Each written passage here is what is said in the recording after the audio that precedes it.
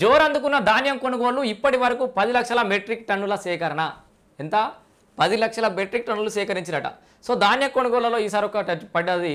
పోయినసారి ఈ సన్నధాన్యానికి బోనస్ ప్రకటించడంతో ఈసారి సన్నధాన్యం సాగు విస్తీర్ణం పెరిగింది. దిగుబడి ఎంత పెరిగిందో చూద్దాం. కానీ సాగు విస్తీర్ణం అయితే పెరిగింది. ప్రభుత్వం కూడా ఈ సన్నాలను ఎంకరేజ్ చేసే అవకాశం కనబడుతుంది. ఎందుకంటే ఈ సన్న బియ్యాన్ని రాష్ట్రంలో ఉన్నట్టు పేదలకు పంచాలని చెప్పి నిర్ణయించింది. కాబట్టి సన్న బియ్యకు 500 బోనస్ కాదు, వీలైతే తక్కువ. ఈసారి వీళ్ళు అనుకున్నంత ప్రొడక్షన్ కాకపోతే, ప్రొక్యూర్మెంట్ కాకపోతే నెక్స్ట్ సీజన్కి ఇంకొక 100 రూపాయలు పెంచినా కూడా ఆశ్చర్యం లేదు బోనస్. సో అందుకని రైతులంతా కూడా సన్నాల సైడ్ అయితే మొగ్గు చూపుతున్నట్టు కనబడుతుంది. ఈసారి సన్నధాన్యం పెద్ద ఎత్తున కూడా సేకరిస్తున్నట్టు కనబడుతుంది. అండ్ మొదట్లో స్టార్టింగ్లో ఈ ఐకేపీ సెంటర్లు ప్రారంభించినప్పుడు జరంత లేట్ కావడం వల్ల ప్రైవేట్ వ్యక్తులకు అమ్మడానికి మొగ్గు చూపినప్పటికీ కూడా వాళ్ళు మొదట్లో ప్రభుత్వం కంటే 100 రూపాయలు ఎక్కువ ఇస్తామని చెప్పి తరువులు ఎప్పుడు తీసుకోవడం చెప్పి తర్వాత క్రమేపీ ధర తగ్గించారట. రైతులందరూ కూడా ప్రభుత్వానికే సన్న బియ్యాన్ని అమ్ముతున్నారు. పెద్ద ఎత్తున సన్నవడ్లు తీసుకొస్తున్న రైతులు 500 బోనస్తో ఫలించిన ప్రభుత్వ వ్యూహం. రబీలో 6.40 లక్షల మెట్రిక్ టన్నుల సన్నాలు కొనుగోలు. కేంద్రాల్లో సరిపడా గన్ని సంచులు లేక ఇబ్బందులు. ఈ గన్ని సంచుల ఇబ్బంది ఎన్నడూ తీరుస్తారు వీళ్ళకి అర్థం కాదు. ఈ గన్ని సంచులన్నీ ఏడిపోతున్నాయి. ఎంత ఉత్పత్తి చేస్తారు? సరిపడంత ఉత్పత్తి చేయరా ఒకసారి? నాకు బుద్ధి తెలిసినప్పుడు చూస్తున్నా గదే వడ్లను గదే గన్ని బ్యాగులు ఎత్తుకపోతారు. ఒక సీజన్లో సరిపోయినా ఇంకో సీజన్లో పనికి రావా? లేకపోతే వీళ్ళు ఏం చేస్తారు? ఎందుకు ప్రొడక్షన్ ఎందుకు అయితే లేదు?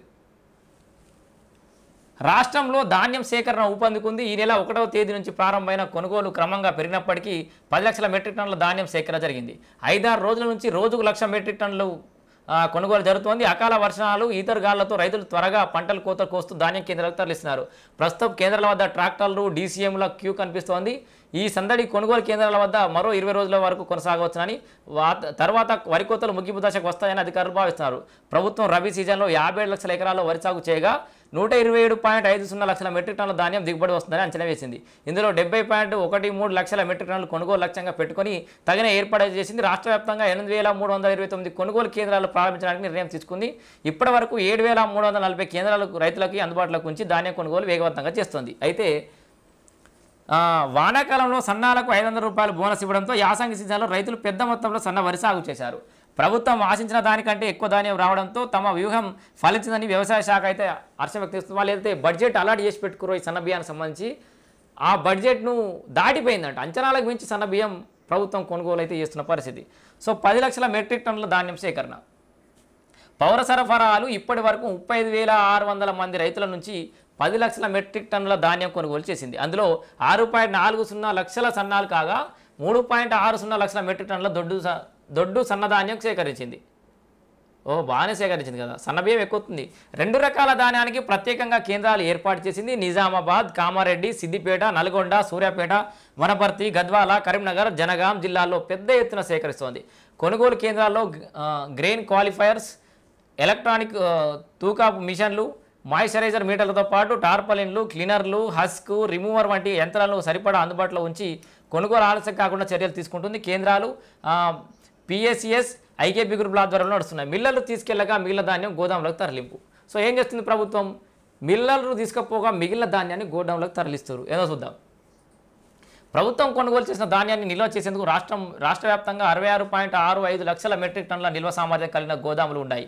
కేంద్రాల నుంచి మిల్లర్లకు కేటాయించిన ధాన్యం వారు సీఎంఆర్ కోసం తీసుకెళ్లగా మిగతా ధాన్యం నిల్వ చేసేందుకు వ్యవసాయ శాఖ మార్కెట్ కమిటీ, రాష్ట్ర గిడ్డంగుల సంస్థలకు చెందిన గోదాములతో పాటు ప్రైవేట్ వాటిల్లో నిల్వ చేసేందుకు ఏర్పాటు చేశారు. ప్రస్తుతం గోదాములలో 25 లక్షల మెట్రిక్ టన్నుల నిల్వలు చేసేందుకు అవకాశం ఉందని అధికారులు చెబుతున్నారు. సో సరిపడా లేని గన్ని బ్యాగులు. ఇక ప్రతిసారి ఉన్న సమస్య ఏంటంటే గన్ని బ్యాగులు సరిపోయినని లేకపోవడం ప్రధాన సమస్య ఇదే వడ్ల సేకరణలో. రబీ సీజన్కు 17.5 కోట్ల గన్ని బ్యాగులు అవసరం ఉండగా 9.45 కోట్లు కొత్తవి, 8.05 కోట్లు పాతవి ఏర్పాటు చేసినట్లు అధికారులు చెప్పారు. ప్రస్తుతం 9.23 కోట్ల గన్ని బ్యాగులు అందుబాటులో ఉంచగా వాటిలో కూడా ధాన్యం నింపారు. ఇటీవల గన్ని బస్తాల కోసం టెండర్లు పిలువగా ప్రక్రియ పూర్తయితే వారం రోజుల్లో 2 కోట్ల గన్ని బ్యాగులు కేంద్రాలకు వచ్చే అవకాశం ఉంది. ఇంకేనాడు టెండర్ పూర్తయితే ఎన్నడొస్తాయి అవి? రైతులకు ఎప్పుడు అందుబాటులోకి వస్తాయి? అకాల వర్షాలతో ఆదరా బాదరాగా అమ్మకాలట. సో ఈ రాళ్ళు పడుతున్నాయి, ఈ చెడగొట్టు వానలు పడుతున్నాయి కాబట్టి దన్న కూడా పోస్తున్నారట. కోతకు వచ్చినా రాకపోయినా కోసుకపోయి అమ్ముతారు. వరి కోతల సమయంలో అకాల వర్షాలు కురుస్తుండడంతో రైతులు కళ్ళాల నుంచి ధాన్యం నేరుగా తీసుకొచ్చి కేంద్రాల వద్ద రాశిగా పోస్తున్నారు. వాటిని నిర్వాహకులకు అడ్డగోలుగా తూకం వేసి బస్తాకు 5 కిలోల వరకు తరుగు కోత పెడుతున్నారు. కొందరు రైతులు పచ్చధాన్యం తీసుకొస్తున్నారని మరికొందరు తాలు ఉన్న ధాన్యం తేవడంతో తప్పని పరిస్థితుల్లో తరుగు తప్పదని కేంద్రాల నిర్వాహకులు చెప్పారు. లేకుంటే మిల్లర్లు తీసుకోవడం లేదని, ఒకవేళ వారు తీసుకెళ్లినా అన్లోడింగ్ చేసే సమయంలో తరుగు తీసి ధాన్యం బస్తాలు లెక్కగడుతున్నట్లు వెల్లడించారు. అకాల వర్షాలకు రైతులు ఆరుగాలం పండించిన మిల్లర్లకే మేలు చేస్తుందని రైతు సంఘాల నాయకులు అయితే ఆందోళన వ్యక్తం చేస్తారు.